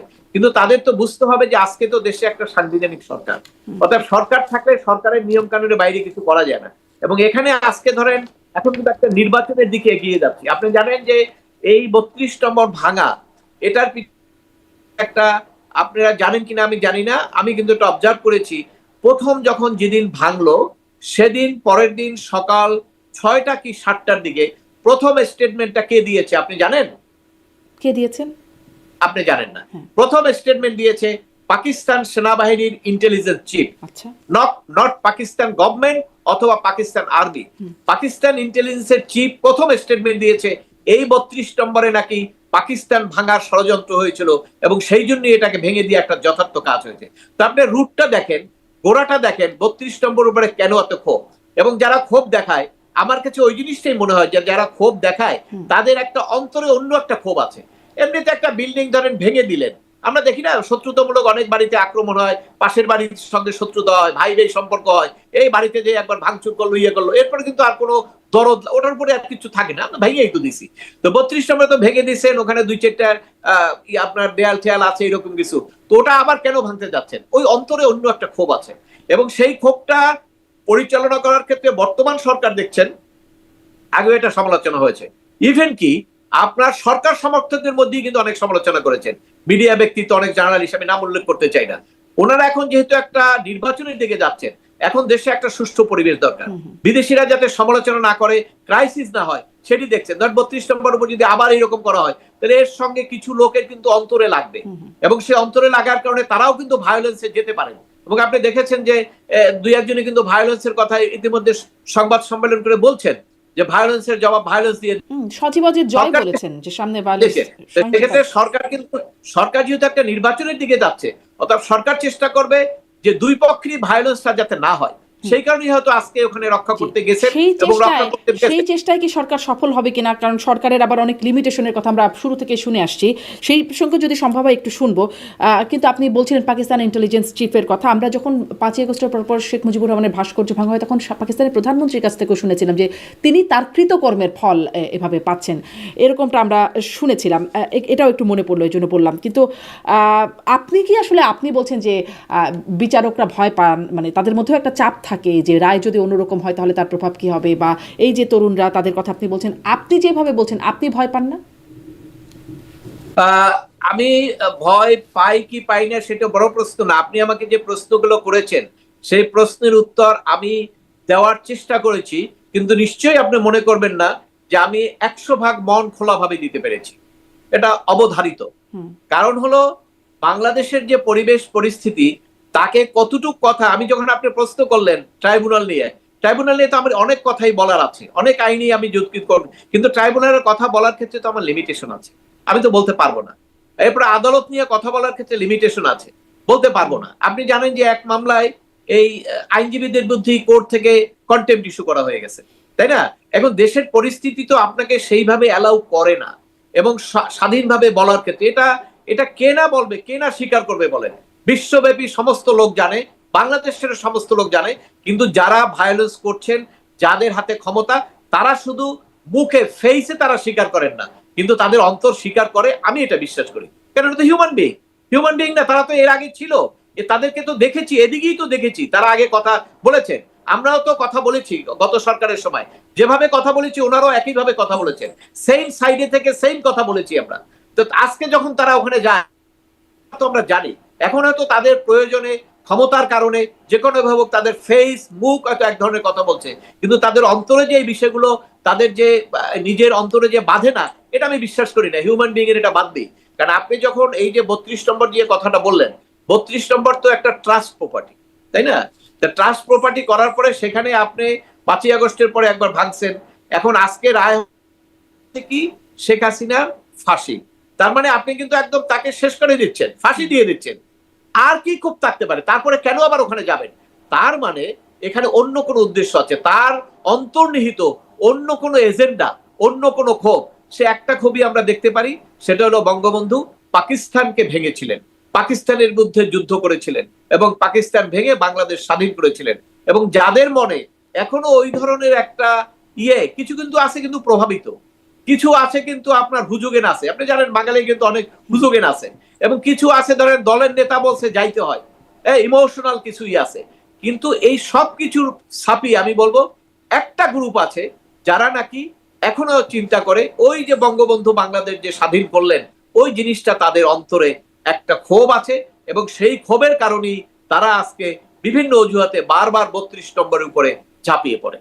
জি, এবং কিন্তু ঝাঁপিয়ে যারা পারেন, আপনি আপনি অবশ্য স্পষ্ট করেছেন, তারপরেও আমি এই প্রশ্নটা আরেকটু করি যে সেখানে আমরা দেখলাম যে 13 তারিখ 32 নম্বরে এক নারীকে পেটানো হলো, তিনি 32 নম্বরে গিয়েছিলেন, এক তরুণী তাকে পেটালেন, কিন্তু পরবর্তী দেখলাম নারীকেই ধরে নিয়ে গিয়ে তাকে হত্যা মামলার আসামি হিসাবে দেখানো হলো। এর আগে ওই যে ঢাকা রিপোর্টার্স ইউনিটিতে যখন সাংবাদিক, মুক্তিযোদ্ধা তাদেরকে, বা ঢাকা বিশ্ববিদ্যালয় আইনের শিক্ষক তাদেরকে গ্রেপ্তার করা হলো, অবশেষে অবশ্য সাংবাদিক মঞ্জুর আলম পান্না তিনি 2 মাসের বেশি সময় জেল খেটে তিনি ছাড়া পেয়েছেন শেষ পর্যন্ত। এই বিষয়গুলো কি মানে আদালতে এই বিষয়গুলো আপনারা যেহেতু নিয়মিত বিচারালয়ে যান, আপনাদের কাজের ক্ষেত্র, সেটা কেমন আলোচনা হয় আসলে? দেখুন, আলোচনা শুধু আদালত না, জনগণের সঙ্গে তো আমাদের সম্পৃক্ততা আছে। 5ই আগস্টের পরে 8ই আগস্ট যখন ডক্টর ইউনূস সাহেবের নাম প্রস্তাব করলো, এবং তখন বাংলাদেশের 70 থেকে 75 ভাগ মানুষ সাপোর্ট করেছে। কেন সাপোর্ট করেছে? যে সাপোর্ট করেছে এই কারণে যে কিছু একটা বেটার আমাদের হবে। আমরা যে আইনের শাসনের দুর্বলতার কথা বলেছি, রুল অফ লর কথা বলেছি, মানুষের অধিকারের কথা বলেছি, গুম খুনের কথা বলেছি, করেছিল উনি তো রাজনীতি করেন না। এখানে যদি বিএনপির কেউ আসতো তাহলে হয়তো আওয়ামী লীগের বিরোধী হইতো, যদি আওয়ামী লীগের কেউ আসতো বিএনপির বিরোধী হতো। এই সমস্ত কারণে উনি তো আর পলিটিক্স করেন নাই। উনি এসছেন, উনি নোবেল আপনার আপনার কি বলে এটাকে, উনি একজন পুরস্কার পেয়েছেন, আন্তর্জাতিকভাবে পুরস্কার পেয়েছেন, এবং সেইভাবে উনি এসছেন। 75% লোক সাপোর্ট করেছে। এখন আজকে আপনি একটু ডাটা নেন তো, আজকে ডাটা নিলে দেখবেন ওই 75 এর অর্ধেক হয়ে গেছে। কেন হয়েছে? ওই অ্যাক্টিভিটিস। আপনাকে চেহারা দেখে, যখন আপনি রাষ্ট্র ক্ষমতায় থাকবেন তখন আপনার চেহারা দেখে মানুষ আপনাকে বিবেচনা করবে না, আপনাকে বিবেচনা করবে আপনার অ্যাক্টিভিটিস দেখে। আজকে দেখেন, ওনাকে এত বড় একটা রাজনৈতিক দল বিএনপি, লক্ষ লক্ষ কয়েক কোটি লোক আছে তাদের, তো সেখানে তো তারা বলে দিলেন উনি প্রতারণা করেছেন। ওই কোটি কোটি লোক কি তাদের মনে কি আর তাকে ইউনূস সাহেবকে তারা সাপোর্ট করে? তাকে তো তারা প্রতারকই বলে, কারণ বিএনপির হেড থেকেই বলা হয়েছে প্রতারণা করেছে। এইখানে তো তাদের যে গ্রহণযোগ্যতা কমে গেছে। তারপর ওনার কথা ছিল সমস্ত মানুষ, উনি কিসের উপদেষ্টা? ওনাকে ধরেন আমরা প্রধানমন্ত্রী ধরেন, প্রধানমন্ত্রী ধরলাম, উনি কার প্রধানমন্ত্রী? উনি কি কোনো দলের প্রধানমন্ত্রী না বাংলাদেশের প্রধানমন্ত্রী? উনি তো শপথ নিয়েছেন সংবিধান সংরক্ষণ করবেন এবং অনুরাগ বিরাগের বশবর্তী হবেন না। উনি অনুরাগ বিসর্গের বশবর্তী হয়ে একটা রাজনৈতিক দলকে উনি সাপ্রেস করতেছেন, অপ্রেস করতেছেন, নির্যাতন করতেছেন। তো এটা তো ওনার সংবিধানের ওতের সঙ্গে যায় না। এই জিনিসগুলো তো সাধারণ মানুষ দেখেছে, এবং এই যে সাধারণ মানুষগুলো ওনাকে সাপোর্ট দিয়েছিলেন 8ই আগস্টে, সেই সাধারণ মানুষগুলো 1 বছর পরে উনি যখন দেখছেন না, উনি যখন দেখেছেন মানুষ আর অধিকার প্রতিষ্ঠা করছেন না, উনি যখন দেখছেন যে মানুষ যখন দেখছে উনি বৈষম্যবিহীন সমাজ ব্যবস্থা বহাল রেখেছেন, উনি যখন দেখেছেন আইনের শাসনের নিশ্চয়তা হয় নাই, উনি যখন দেখেছেন বিচার বিভাগের উপরে মানুষের আস্থা বাড়ে নাই, এরপরে কেন আর মানুষ ওনাকে সাপোর্ট করবে বলেন? সেই কারণেই তো তার এখন তলানিতে গেছে। আপনি যে বলছেন নিরপেক্ষতা, গ্রহণযোগ্যতার কথা, একদম রাষ্ট্র মানে সরকার প্রধানের কথা আপনি বলছেন। আমি যেহেতু বিচার নিয়ে আলোচনা শুরু করছিলাম, সেখানে একটু আবার মনে পড়লো, যেটাও একটু প্রশ্ন করি, যে অ্যাটর্নি জেনারেল যিনি আছেন তিনি বিএনপির নমিনেশনে এখন নির্বাচন করতে যাচ্ছেন। চিফ প্রসিকিউটর যিনি, তিনি আগে ছিলেন আসামি পক্ষের আইনজীবী একই আদালতে। মানে তাদের নিরপেক্ষতার জায়গাও কি প্রশ্ন ওঠে এখানে, নাকি আসলে আদালত নিরপেক্ষ থাকলেই সব ঠিক আছে? না, কিচ্ছু না। আমি আপনাকে বলি, আমি আগেও বলেছি, who is the attorney general? Attorney general হলো সরকারের নিয়োজিত। অর্থাৎ বাংলাদেশে বলেন তো, বাংলাদেশে এখন কোর্টের ক্ষমতা বেশি না সরকারের ক্ষমতা বেশি? আপনি জাস্ট কম্পেয়ার করেন। বিচারক নিয়োগ দেয় সরকার, অপসারণ করে সরকার, ছুটিতে পাঠায় সরকারের নির্দেশ, কোর্ট পরিবর্তন, তাই না? হ্যাঁ, না সেটাই বলছি। তাহলে সরকারের ক্ষমতাটা বেশি। তো সরকারের যদি সরকারের প্রতিনিধি অ্যাটর্নি জেনারেল, অ্যাটর্নি জেনারেল তো ক্ষমতা থাকবে। মাহমুদুল ইসলাম সাহেব অ্যাটর্নি জেনারেল যাওয়ার পরে আমাদের দেশে যত অ্যাটর্নি জেনারেল আসছে, কোন অ্যাটর্নি জেনারেল সরকারের, মানে অ্যাটর্নি জেনারেলের পদটা কি? সাংবিধানিক পদ। সে হলো সরকারের প্রধান আইন কর্মকর্তা। মাহমুদুল ইসলাম যাওয়ার পরে যে কজন হয়েছে, একজনও সরকারের প্রধান আইন কর্মকর্তা ছিলেন না। প্রত্যেকে রাজনৈতিক দলের ছিলেন, প্রতিনিধি ছিলেন, এবং এখনো আছেন। কেন, উনি তো বলেই দিয়েছেন উনি নাকি অ্যাটর্নি জেনারেল থাকা অবস্থায় নাকি নির্বাচন করবেন। তো করতে পারেন। তো এখন তো আপনার, যেহেতু উনি এলাকায় যাচ্ছেন এবং অ্যাটর্নি জেনারেল হিসেবে আছেন, তাহলে এটা তো সবাই দেখবে যে উনি তো একটা দলীয় অ্যাটর্নি জেনারেল, তাই না? এখানে তো নিরপেক্ষ বলার কোনো সুযোগ নাই। ওখানে নিরপেক্ষ এডিশনাল অ্যাটর্নি জেনারেল আছেন, এডিশনাল অ্যাটর্নি জেনারেল 2 জন আছেন, তারা নিরপেক্ষ, তারা কোনো দলের মিটিং এ যান না, কোনো দলের কথা বলেন না। ওরা 2 জন এডিশনাল আছেন, ওরা কিন্তু নিরপেক্ষ। কিন্তু অ্যাটর্নি জেনারেল তো নিজেই বলছেন উনি দলীয়, এবং উনি দলের থেকে চেয়েছেন, নির্বাচনের নমিনেশন চেয়েছেন, কনস্টিটিউশনাল পদে থেকে আপনি চেয়েছেন। কোথায় কি আইনে আছে না থাকে সেটা বাদ দেন, আমাদের কাস্টম কি? স্বাধীনতার পর থেকে কোনো অ্যাটর্নি জেনারেল এইভাবে কি রাজনৈতিক দলের ইয়ের মধ্যে গেছে? চাই না তো। এটা ওই যে মাহমুদুল ইসলাম যাওয়ার পর থেকে আমাদের দুর্ভাগ্য যে সরকার, কোন সরকারই এইভাবে দলীয় রেজুরবৃত্তি ছাড়া কোনো অ্যাটর্নি জেনারেল নিয়োগ করেন নাই। যার ফলে অ্যাটর্নি জেনারেলটাও এই চেক অ্যান্ড ব্যালেন্স চাই নাই। অ্যাটর্নি জেনারেলকে যে কেউ বলবে, আমি তো বললাম যেহেতু আমার খুব ঘনিষ্ঠ, চিনি, এবং উনি ভদ্রলোক, এবং ওনার সঙ্গে আমার অনেক মামলা মোকদ্দমা হয়, এবং উনি আমাকে চেনে যে আমি তো ওনার বিপক্ষের লোক না, বা ওনাকে আমি এমনিতে সমালোচনা করব। কিন্তু ওনার যেটা সমালোচনার বিষয় আছে, যেটা মানুষ দেখছে সেটা আমি করতে আমার রাইট আছে। এই জন্য তো আমি বলছি উনি তো রাজনৈতিকভাবে প্রভাবিত, উনি তো বিএনপির অ্যাটর্নি জেনারেল, বিএনপি তাকে নিয়োগ করেছে, ওখানে পুশ করেছে। আপনি বলতে পারেন উনি যখন নিয়োগ করেছে তখন তো বিএনপি ক্ষমতায় ছিল না, কিন্তু উনি তো বলছেন যে আমি বিএনপি থেকে নমিনেশন আমি চেয়েছি, তাহলে তো এটা আর তো বলার অপেক্ষা রাখে না। অতএব ওনার কথাটাকে আপনারা অ্যাটর্নি জেনারেল হিসেবে বক্তব্য নেন, কিন্তু এইটা আমি মনে হয় যে ঠিক হবে না যে একজন নিরপেক্ষ একদম অ্যাটর্নি জেনারেল হিসেবে আপনি যদি বক্তব্য নেন, সেইখানে মনে হয় আপনার সঠিক হবে না। কারণ সেই নিরপেক্ষতা তো মাহমুদ ইসলাম সাহেবের পরে কোনো অ্যাটর্নি জেনারেলের পক্ষ থেকে আমরা সেই নিরপেক্ষতা পাইনি। জি, আমি একটু এই প্রশ্ন করতে যাচ্ছি যে আপনি বলছিলেন যে দ্রুততার সাথে করা হচ্ছে, 4 মাসের মধ্যে মামলাটা আসলে শেষ করার একটা জায়গা মানে কথা হচ্ছিল। সেখানে আরেকটা বিষয় কিন্তু সাথে সাথে হয়ে যাচ্ছে, এটা নিয়েও আপনার একটু মন্তব্য জানতে চাই। যে মামলা আজকে মানে আলোচনায় হচ্ছে যে লালদিয়া টার্মিনাল নির্মাণ, সেখানেও খুব দ্রুততার সাথে করা হয়েছে বন্দর, সেটি ডেনমার্কের একটা কোম্পানির সাথে চুক্তি আজকেই হয়েছে, এবং প্রথম আলো খবর করছে সেটি অস্বাভাবিক দ্রুততার সাথে হয়েছে। কত দ্রুততার সাথে হয়েছে, মানে এক পরের দিন এরকম সরকারি কাজ এত দ্রুততার সাথে হয় না নর্মালি, কিন্তু সেটি হয়েছে, সেটি ওখানে দেখানো হচ্ছে যে কত তাড়াতাড়ি হয়েছে। এবং কেরানীগঞ্জের পানগাঁও নৌ টার্মিনাল নিয়েও আজকে চুক্তি হয়েছে সুইজারল্যান্ডের প্রতিষ্ঠানের সাথে। এটিকে আপনি কিভাবে দেখেন? ওগুলোও খুব দ্রুততার সাথে হয়ে গেল, এবং ওগুলোও ঠিক যেদিন রায় হলো ঠিক সেদিনই ওটা হলো, যার কারণে রায়ের কারণে ওই আলোচনাটা আর হলো না। কিভাবে দেখেন? শুনেন, দ্রুততার সঙ্গে হলে দুটো জিনিস হয়। একটি হলো আপনাকে ফার্স্ট কোশ্চেন আসবে স্বচ্ছতা, সেকেন্ড কোশ্চেন আসবে এফিসিয়েন্সি।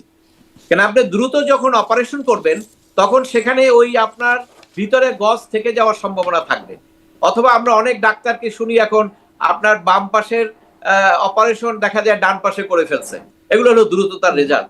এই যে দ্রুত সময়ের মধ্যে করা হচ্ছে সেটা হলো একটা ভুল হবেই, ক্ষতি হবে। ভুল মানে কি, এটা তো চুক্তি, ভুল হলে হবে। আর একটা হলো স্বচ্ছতার অভাব। তো এটা তো সরকার প্রমাণ করছেন যে স্বচ্ছতার ভাবে সরকার চলছে না। স্বচ্ছতার ভাবে চললে কিন্তু এটা হতো না। আর সবচেয়ে চিটাগংয়ের কথাটা যেটা বললেন, সেখানে কিন্তু আপনার ধরেন এইটা নিয়ে কিন্তু একটা বিতর্ক হবে। অলরেডি কিন্তু সেখানে আন্দোলন চলছে, এবং আমরা এখন নির্বাচনের দিকে যাচ্ছি। এই নির্বাচনের দিকে যাওয়ার সময় চিটাগং পোর্ট নিয়ে যদি একটা বড় ধরনের আন্দোলন শুরু হয়, গভর্নমেন্ট কিন্তু সেটা করতে পারবে না। এটা আগের গভর্নমেন্ট বিএনপির সময় আপনি মনে আছে, আপনার মহিউদ্দিন চৌধুরী সাহেব লিডিং দিয়েছিলেন, কিন্তু সেখানে কিন্তু তখন পারে নাই। এবং আওয়ামী লীগের সময় চেষ্টা করা হয়েছিল, কিন্তু বন্দরের কিন্তু সবাই ইউনাইটেড হয়ে যায়, পারে না এটা।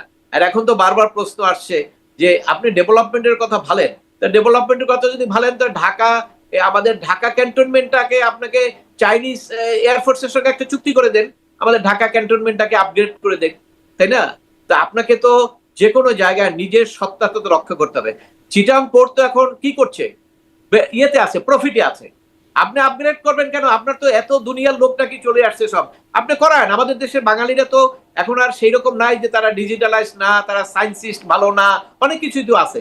প্লাস হলে আপনি টেন্ডার দিয়েই তো করাইতে পারেন। কিন্তু এই যে হঠাৎ করে গোপন, এখানে দুটো জিনিস আছে। একটা হলো তাদের একটা দায়বদ্ধতা আছে, যেটা নাকি আপনার করিডোর দেওয়ার ব্যাপারে ছিল, যেটা নাকি অন্য অন্য ব্যাপারে। কারণ আপনি তো এটা তো কেউ অস্বীকার করতে পারবে না যে ডিপ স্টেট তারা এখানে তাদের কতগুলো ইন্টারেস্টের কারণে কাজ শুরু করেছিল।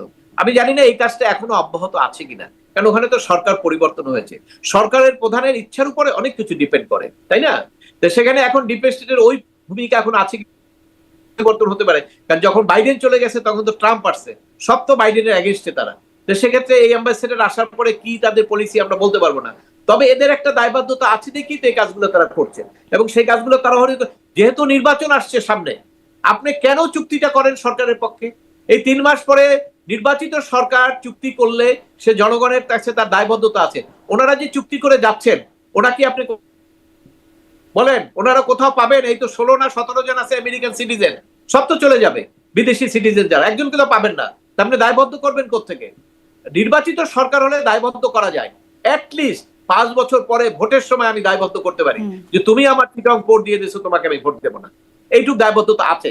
এই জন্য এই যে ফেব্রুয়ারি মাসে ইলেকশন, তার আগে তড়িঘড়ি করে কেন আপনি এটা করবেন? আপনাকে যদি আর্টিকেল 106 এর সোর্সটাকে আপনি নেন যে আপনি কি কাজ করতে পারবেন, সেখানে তো বলা হয়েছে আপনি ডে টু ডে অ্যাক্টিভিটিস করবেন। তা আপনি এখন বাইরে চলে গেলেন কেন? কেউ বলার চেষ্টা করে না আমরা তো ওই ইয়ের মধ্যে না, সংবিধানের মধ্যে না। তো সংবিধানের মধ্যে যদি না হয় তাহলে আপনি কালকে আমাকে বলে দেন, আমি কালকে কোর্টে যাব না। কারণ সংবিধান না থাকলে তো কোর্ট থাকে না। তাহলে আপনি ঘোষণা করে দেন আমি কোর্টে যাব না, বিচারকরাও কোর্টে আসবে না। আবার আপনি যখন পিএসসির লোক নিয়োগ করতেছেন, আপনি কেন সংবিধান নিয়ে ওত নেওয়ান? এটা তো এই ধরনের তো বৈপরীত্য কথা চললে তো চলবে না। সংবিধানও যে দেশ চলতেছে, সংবিধানে যা আছে তাই করতে হবে। আপনি আপনার সুবিধা মতো যা কিছুতেই করবেন, সেটা হবে না। সেইটাকে রেটিফাই আমার মনে হয় বিএনপিও কিন্তু সেটা করবে না। কারণ হলো যে বিএনপি তো একটা রাজনৈতিক দল। কিন্তু আপনি এখন তো সব কেউ কিছু করে বলছে যাবেন। না, মানে চুক্তিটা তো হয়ে যাচ্ছে। এখন কেউ শোনেন, বাংলাদেশে ক্ষমতায় থাকলে অনেকে অনেক কিছু বলতে পারে না। আপনি তো দেখেন ক্ষমতায় কেন আগের সরকারের সময় আপনি সব বলতে পারছেন, হুম হুম।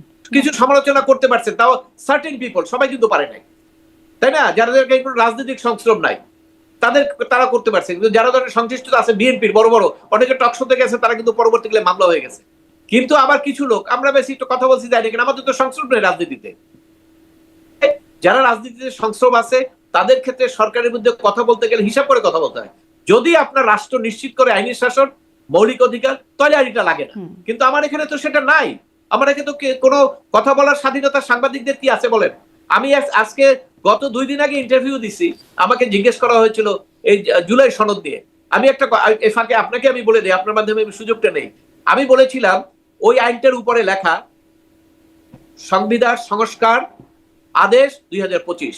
আমি বলেছিলাম এখানে এই ব্র্যাকেটে সংবিধান সংস্কার করে ফেলা হয়েছে, এবং সে করেছে, সাইন যিনি করেছেন তারা সংবিধান সংরক্ষণের জন্য সাইন করেছেন, সংবিধান প্রোটেক্ট করবেন, কিন্তু তারা সংবিধানের পরিপন্থী অনেকগুলো জিনিস তারা গেজেট করে ফেলছেন। অর্থাৎ তাদের ওথ ভঙ্গ হয়ে গেছে। আমি জানি না রাষ্ট্রপতি কিভাবে করেছেন, উনি কি আন্ডার অব্লিগেশন আছেন কিনা, উনি কি স্বাধীনভাবে কাজ করেন কিনা, না ওনাকে যেটা দেয় সেটাই করতে হয়। রাষ্ট্রপতি তো কখনোই স্বাধীনভাবে কাজ করেন নাই। না, ওই স্বাধীন আর বর্তমান স্বাধীনতা তো এক জিনিস না। আপনি ধরেন এই যে আজকে যে পেপারস গুলো তৈরি করা হয়, রাষ্ট্রপতি সাইন করেন, যারা জুলাই সনদের যে ঘোষণা, আপনারা তো সবাই বলতেছেন যে রাষ্ট্রপতি হলো আওয়ামী লীগের প্রোডাক্ট, তাই না? সে আওয়ামী লীগের ক্যাডার। সেই ক্যাডারই যখন ওই আওয়ামী লীগের এগেইনস্ট বক্তব্যের মধ্যে সাইন করে, তাহলে ওটাকে উনি নিজে করেন, আন্ডার অব্লিগেশন করে, না কোন পজিশনে করে, এটা তো একটা বিতর্ক আছে। তো ওই জন্য আমি বলেছি যে আদেশটা সাইন করেন, ওনার যদি ডিফেন্স থাকে এটা অন্য ব্যাপার, যদি ডিফেন্স না থাকে তাহলে রাষ্ট্রপতি তার ওথ ভঙ্গ করেছে। কারণ হলো সংবিধানে আছে, সংবিধানের রক্ষা করবেন উনি, আর উনি সংবিধানকে কেটে দিলেন, উনি সংস্কার করে ফেললেন। এটা তো হয় না। এই কথাটা আমি বলেছিলাম, কিন্তু ওই মিডিয়া ওই ইন্টারভিউটা কিন্তু দেয় নাই, অন এয়ার করতে পারে নাই। তাহলে এখানে বুঝতে পারেন যে সাংবাদিকরা কতটুকু স্বাধীন আছে। জি, অ্যাডভোকেট মনজির মোরশেদ, অনেক ধন্যবাদ। স্পষ্ট একদম শেষ প্রশ্নটা আপনার কাছে করি যে আসলে অনেক প্রশ্ন তোলার সুযোগ আছে, কিছু বিতর্ক তোলারও সুযোগ আছে, পরবর্তীতে হয়তো আদালতেও এই বিষয়গুলো প্রশ্ন আসবে, মানে আমি বিচারের রায় নিয়ে বলছি। কিন্তু আসলে তো অনেক মানুষের প্রাণহানি হয়েছে এই জুলাই আগস্ট আন্দোলনে। আমরা আদালতেও দেখছিলাম যে ভুক্তভোগীর পরিবার চোখ মুছছিলেন, তাদের দীর্ঘশ্বাস আছে। মানে বিচারটা আসলে কি আপনার মনে হয় কি হলে একদম সঠিকভাবে করা সম্ভবত, ভুক্তভোগীরাও বিচারটা পেত, আবার আসামি পক্ষ যথাযথ বিচার পেত, বা বিতর্ক প্রশ্ন এগুলো থাকতো না, কি হতে পারতো? দেখুন, সেটি তো এখন বলে লাভ কি বলেন? এখন তো নৌকা ছেড়ে আপনার চলে গেছে অনেক দূরে। ওই যে সদরঘাট থেকে আপনার বরিশালের যে জাহাজ যায় না, ও জাহাজ থেকে ছাড়াই চলে গেছে। তো এখন আর এখানে কি বলবো আমি, এখানে তো বলা। তবে আপনি দেখেন, আমার কোনো বক্তব্যের মধ্যে আমি কিন্তু বলি না যে এই অপরাধের বিচার হবে না। এবং আপনি জানেন ৩রা আগস্ট যখন নাকি এই ছাত্রদেরকে অ্যারেস্ট করে রাখলো ডিবি হারুনের বিরুদ্ধে কোনো টকশোতে কেউ সরাসরি এইভাবে প্রশ্ন উত্থাপন করেন নাই। ৩রা আগস্টে কিন্তু আমি টেলিভিশনে অন এয়ারে বাংলা ভিশনে বলেছি যে আপনি কোন অধিকারে তাদের রেখেছেন, এই ভাতের পয়সা কি আপনার পকেটের না সরকারের? যদি সরকারের হয় আপনি হিসাব দেন, আর পকেটের হইলে আপনি কেন খাওয়ালেন সেইটাও আপনি ব্যাখ্যা দেন। এটা কিন্তু ছাত্রদের যখন গ্রেপ্তার করলো আমি কিন্তু সেই কথা তখন বলেছি। এবং এই কথাগুলো বলার অর্থ হলো, কারণ হইলো আপনাকে যে অন্যায়টা হবে, যে অধিকার লঙ্ঘন হবে, সেটাকে যদি আমি অধিকারের পক্ষে কথা না বলি, তাহলে আমি কিসের অধিকার কর্মী, আমি কিসের মানবাধিকার কর্মী? আমি তো মানবাধিকার কর্মী হিসেবে, আপনি জানেন কিছুদিন আগে আমি হিউম্যান রাইটস ওয়াচের পর্যন্ত আমি সমালোচনা করেছি যে বাংলাদেশে যে মানবাধিকার লঙ্ঘন হচ্ছে, ভায়োলেন্সে মারা যাচ্ছে, হিউম্যান রাইটস ওয়াচ কেন কথা বলে না? তার কিছুদিন পরে তারা 6 জনে মিলে তারপরে তারা স্টেটমেন্ট দিয়ে স্বীকার করেছে বাংলাদেশের গুলো ব্যাপারে সরকারের কাছে দাবি তুলেছে। এখন প্রশ্নটা হলো যে আপনি যখন একটা স্বাধীনভাবে কথা বলবেন, এবং সেই স্বাধীন কথাটা যদি যারা আছেন তারা যদি এটা পজিটিভলি নেন, তাহলে এটা তাদের জন্যই ভালো, তাদের জন্য ক্ষতিকর না এটা। কারণ আমি যে কথাগুলো বলবো তারা যদি, আপনি বলতে চেয়েছেন কি হলে ভালো হতো, অবশ্যই প্রত্যেকটা ইন্ডিভিজুয়ালের ক্ষেত্রে বিচারটা তো আপনি প্রথমেই ফ্রাস্ট্রেট করে দিচ্ছেন। কিভাবে? প্রথমেই আপনি মামলা করে, মামলার আসামি শেখ হাসিনা অমুক অমুক অমুক কই দিয়ে 400-500 এর মধ্যে নারায়ণগঞ্জের আছে, ঝালকাঠির আছে, আপনার চিটং এর আছে 500 লোক। কম্পিউটারে টাইপ করা ছিল, এগুলো করে করে সব। এরপরে তো শুরু হলো 100, 200, 300 মামলা। এই বিচার তো আপনারাই ফ্রাস্ট্রেট করে দিলেন, এবং সেটা তো সরকারের পক্ষ থেকে বলছে প্রত্যেকটা বিচার আপনি ফ্রাস্ট্রেট করছেন, প্রত্যেকটা। এই বিচারগুলো যদি করতে হয়, ভিকটিমকে একটা সঠিক এফআইআর করতে হবে। ফার্মগেটে কে মারছে আপনি জানেন না? যদি আপনি মনে করেন যে এটা হত্যা, এখানে কিন্তু একটা আর্গুমেন্ট হবে কোর্টে, এটা কি রাইট অফ প্রাইভেট ডিফেন্স নাকি এটা হত্যা, হতে পারে, দুইটাই আলোচনা হবে, কোর্ট ডিসাইড করবে, কোনো সমস্যা নাই। কিন্তু মামলাটা করার ক্ষেত্রে তো আপনাকে বলতে হবে যে ফার্ম গেটে আমরা এইখানে ছিলাম, এইখানে অমুক অফিসাররা গুলি করছে, অমুক সেনাবাহিনীর ক্যাপ্টেন গুলি করেছে। এখন যদি ওইখানে লেখেন যে লেফটেন্যান্ট জেনারেল অমুকই আসামি, তো ওটা কি আপনি প্রমাণ করতে পারবেন? ওটা তো প্রমাণ করতে পারবেন না। তা আপনি তো প্রথম মামলা ফাইল করার